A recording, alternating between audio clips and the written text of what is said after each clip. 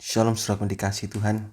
Kembali kita akan melanjutkan pelajaran The Secret of Yunus. Kita sudah sampai di dalam pasal 4 ayat yang kelima, dan kita akan lanjutkan sampai ayat yang ke-11 saudaraku. Di bagian yang terakhir ini saya akan bagi menjadi beberapa video. Saya akan bacakan dulu dalam terjemahan baru saudaraku, Yunus pasal 4 ayat yang kelima. Yunus telah keluar meninggalkan kota itu dan tinggal di sebelah timurnya. Ia mendirikan di situ sebuah pondok dan ia duduk di bawah naungannya menantikan apa yang akan terjadi atas kota itu. Ayat 6. Lalu atas penentuan Tuhan Allah tumbuhlah sebatang pohon jarak melampaui kepala Yunus untuk menaunginya agar ia terhibur daripada kekesalan hatinya. Yunus sangat bersuka cita karena pohon jarak itu. Tetapi keesokan harinya, ketika fajar menyingsing atas penentuan Allah, datanglah seekor ulat yang menggerek pohon jarak itu sehingga layu. Sesudah matahari terbit, maka atas penentuan Allah bertiuplah angin timur yang panas terik sehingga sinar matahari menyakiti kepala Yunus. Lalu rebahlah ia lesu dan berharap supaya mati. Katanya, lebih baiklah aku mati daripada hidup. Ayat 9. Tetapi berfirmanlah Allah kepada Yunus, layakkah engkau marah karena pohon jarak itu? Jawabnya, selayaknya aku marah sampai mati. Lalu ayat 10. Lalu Allah berfirman, engkau sayang kepada pohon jarak itu yang untuknya sedikit pun engkau tidak berjeri lelah, dan yang tidak engkau tumbuhkan, yang tumbuh dalam satu malam dan binasa dalam satu malam pula. Ayat 11 baik terakhir. Bagaimana tidak aku akan sayang kepada Niniwe, kota yang besar itu yang berpenduduk lebih dari 120.000 orang, yang semuanya tidak tahu membedakan tangan kanan dari tangan kiri dengan ternaknya yang banyak. Lihat, ini yang pelajaran pertama itu kita belajar di ayat keempat. Layakkah engkau marah Yunus? Karena engkau hanya hamba. Engkau tidak layak marah. Hamba itu taat, tanpa penghargaan, tanpa perbantahan, taat.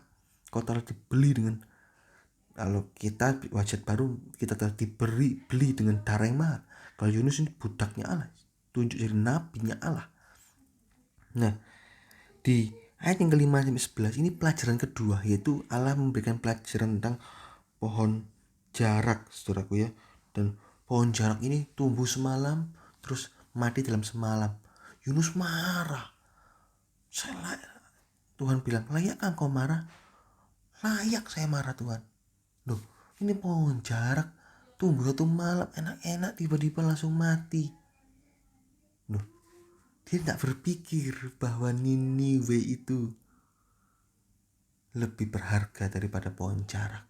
Dan ini yang Tuhan singkapkan kepada Yunus. Tapi tampaknya Yunus tidak paham, sehingga Yunus afkir. Tidak ada ceritanya.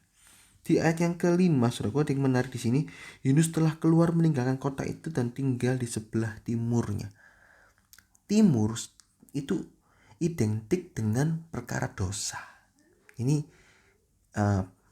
istilah Alkitab. Timur itu Adam dan Hawa keluar dari Eden ke timur. Kemah suci itu dari timur ke barat.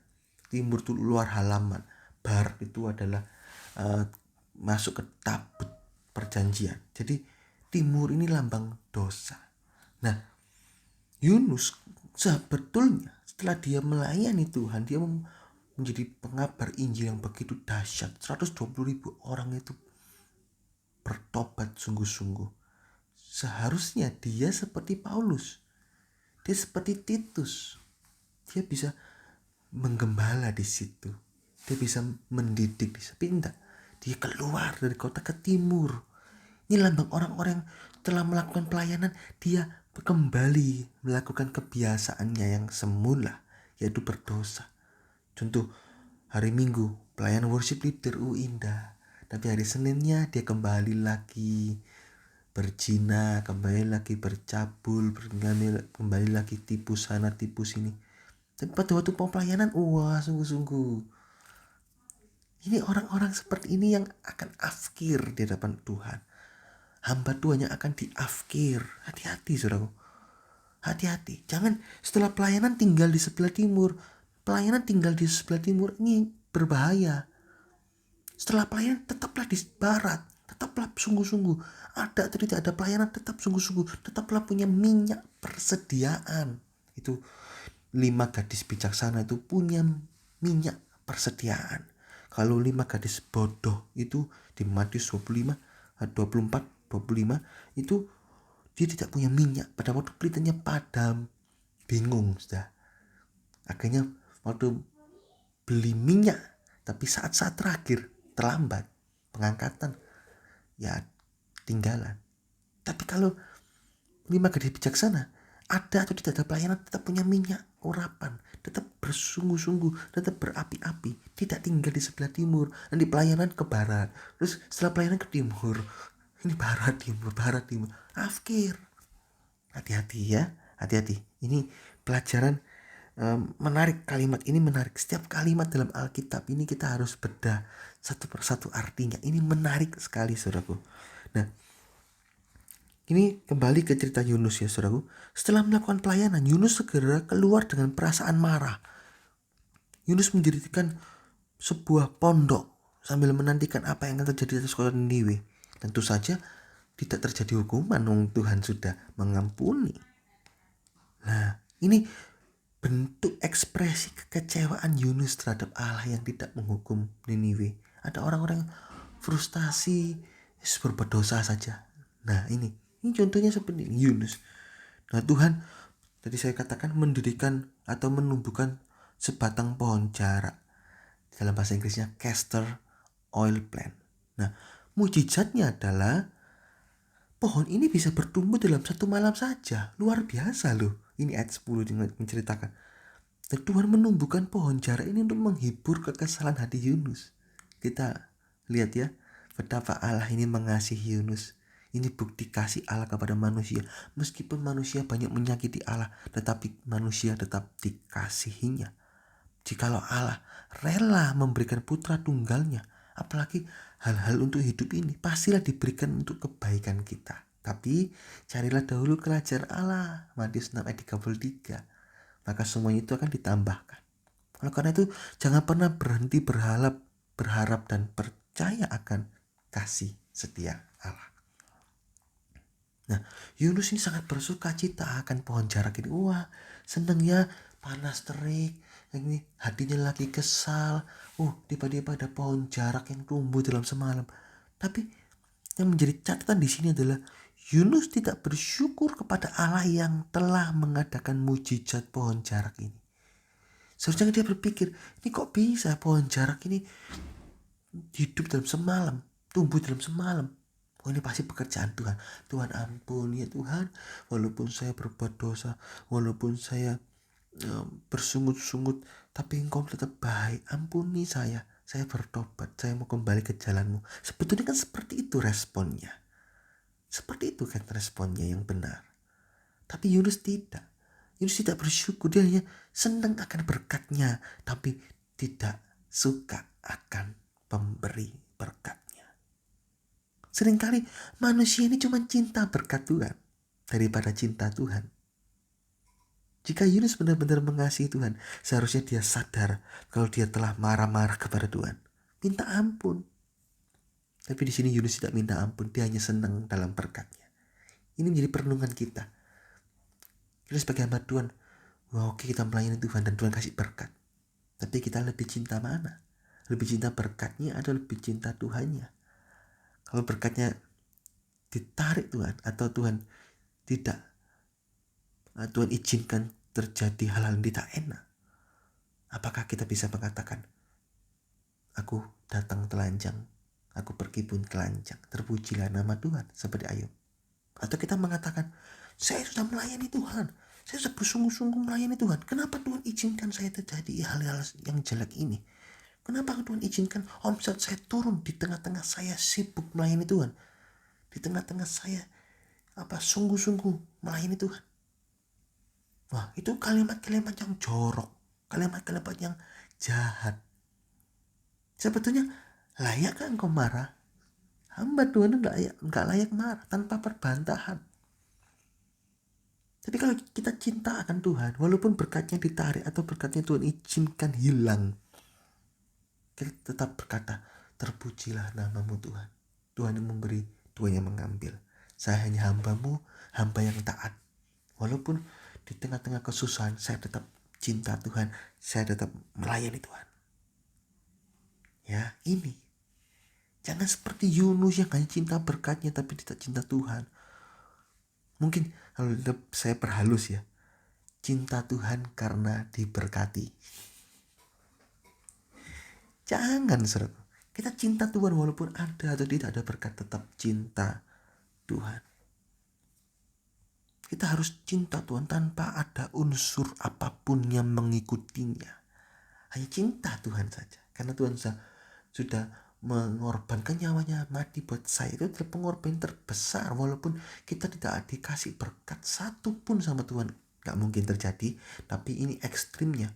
Kita tetap mencintai Tuhan. Karena hidup kita dari neraka dipindah ke sorga. Sedangkan berkat ini hanya sampai di kubur. Berkat-berkat jasmani ini. Apakah pantas kita marah kepada Sang Pencipta, Sang Pemindah dari neraka ke sorga? Ini kekal loh neraka ini. Diselamatkan dari kepada sorga yang kekal juga. Dan hanya hal-hal sepele 70-80 tahun saja selama hidup dalam dunia kira-kira. Dalam Mazmur 90 ayat 10. Kita marah-marah sama Tuhan karena kita merasa tidak diberkati Tuhan. Padahal kalau kita mau hitung berkatmu satu-satu, banyak. Tapi yang dilihat itu hari ini kok gak diberkati, marah-marah. Seperti Israel loh. Israel hari-hari yang lalu sudah diberkati Tuhan. Tapi karena hari ini dia tidak diberkati Tuhan, dia marah-marah. Kenapa gak ada mana? Loh, padahal dia sudah melewati Laut Kolsom. Atau sudah melewati Laut Kolsom, pada waktu hari ini gak ada air, marah-marah. Itu Masa dan Mara dan Elim itu. Terus marah-marah lagi, tidak ada makanan dan lain-lain. Aduh, jangan seperti itu. Nah, saya berikan di sini ada 3 tingkatan kasih kita kepada Allah, 3 tingkatan cinta. Yang pertama, cinta bersyarat. Artinya cinta yang jika diberkati baru bersyukur dan mengatakan I love you Jesus. Aku mengatakan cinta kepada Engkau Tuhan. Atau sebaliknya, jika mendapatkan masalah baru kita minta pertolongan Tuhan. Tapi pada waktu masalahnya selesai, Tuhannya di bye-bye. Tuhannya ditinggalkan, ditaruh. Seperti payung, dipakai hanya waktu hujan. Itu cinta bersyarat. Saya mengasihi engkau jikalau engkau bisa menyelesaikan ini, menyelesaikan itu. Yang kedua, cinta tanpa syarat. Ini tingkatan yang luar biasa, meningkat. Ini kita mengasihi Tuhan tanpa ada syarat-syarat yang mengikutinya. Walaupun diberkati atau tidak diberkati, tidak jadi soal. Asalkan ada Tuhan Yesus, itu cukup buat kita. Dengan rasa cinta kita terhadap Tuhan, ini tercermin dengan kecintaan kita akan firman Tuhan. Sampai kita rela korban waktu, kita gak pergi-pergi, kita gak ngelencer, kita korbankan waktu nonton TV. Untuk apa? Untuk baca firman, untuk belajar. Kita gak bosan baca firman. Kita juga rela melayani Tuhan walaupun korban. Kita juga suka berdoa walaupun banyak kesibukan, banyak masalah. Kita berdoa intim dengan Tuhan. Kita merasa kita gak bisa hidup tanpa Tuhan. Tak ingin ku di luar kasih-Mu, selalu berada dekatmu dan selalu bersamamu. Kau jaga dan lindungiku, tak ingin di luar kasih-Mu. Kita merasa gak mampu tanpa Tuhan. Kita gak bisa hidup tanpa Allah Bapa. Inilah cinta tanpa syarat. Ini cinta yang ideal saat kita ada dalam dunia ini. Kita harus punya cinta ini. Jangan cinta level 1. Miliki cinta yang ideal ini. Cinta tanpa syarat. Dan yang terakhir, cinta pernikahan.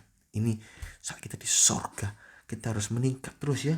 Selama dalam dunia ini meningkat terus sampai masuk dalam cinta pernikahan. Ini adalah rahasia kasih.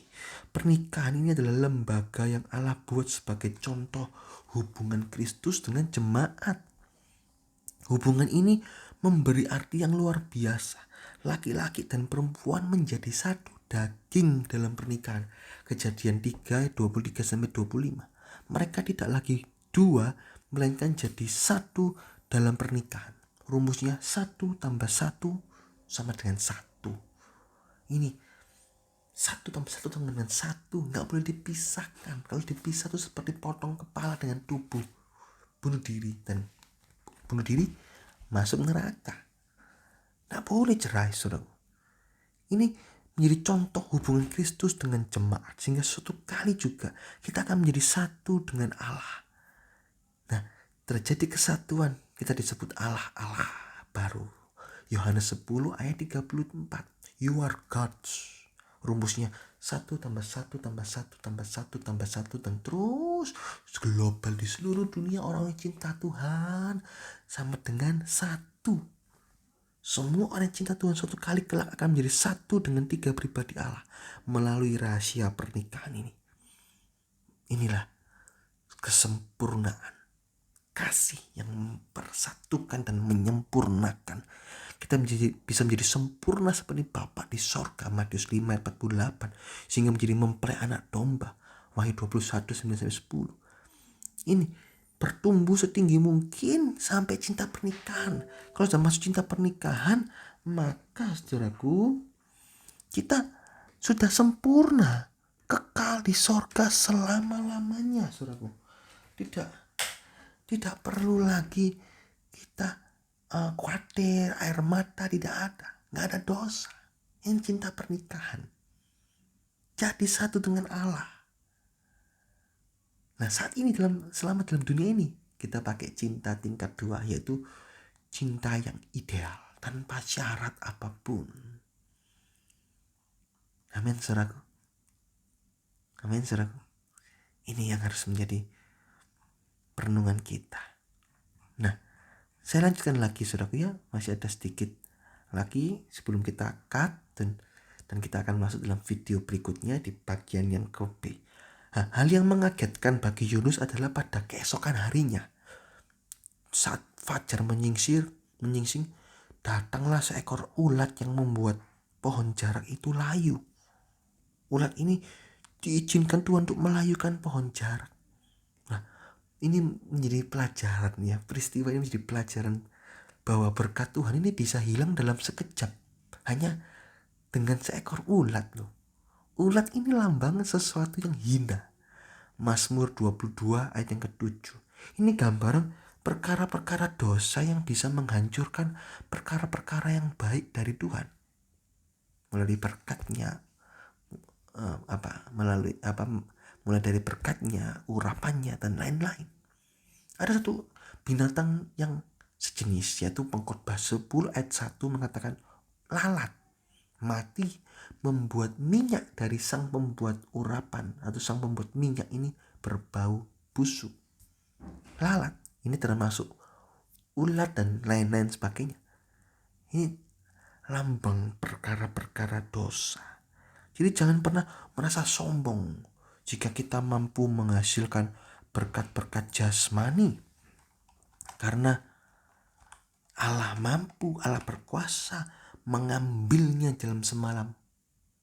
Karena siapa? Karena ulat. Hal-hal sepele misalnya, misalnya percabulan, misalnya bohong, rasanya bohong, untungnya besar, bohong bisa bohong, untung besar. Tapi saat gara-gara ulat bohong ini, waktunya tiba, kabar apa toh? Allah izinkan. Gara-gara ulat bohong ini,